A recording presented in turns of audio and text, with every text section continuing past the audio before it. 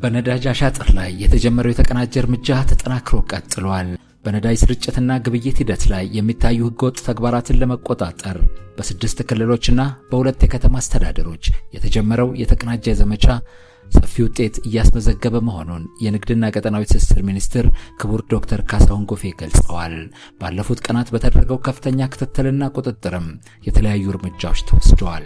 በህገወጥ መልኩ ሲዘዋወር የነበረ 250,221 ሊትር ቤንዚንና 198432 ሊትር ናፍጣ ተይዞ ተወርሷል።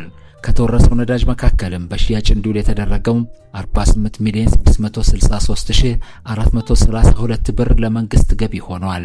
በአሻጥሩ ተሳትፈው የተገኙ 613 ግለሰቦችም በቁጥጥር ስር ውለዋል። ክቡር ሚኒስትሩ እንደገለጹት በቁጥጥር ስር ከዋሉ ግለሰቦች መካከል የንግድ ጽሕፈት ቤት ኃላፊዎች፣ የቡድን መሪዎች፣ የሬጉላቶሪ ባለሙያዎች፣ የነዳጅ ማደያ ባለቤቶችና ሰራተኞች እንዲሁም በየደረጃው የሚገኙ የጸጥታ አካላት ከተወረሰው ነዳጅ መካከልም በሽያጭ እንዲውል የተደረገው 48,633,432 ብር ለመንግስት ገቢ ሆኗል።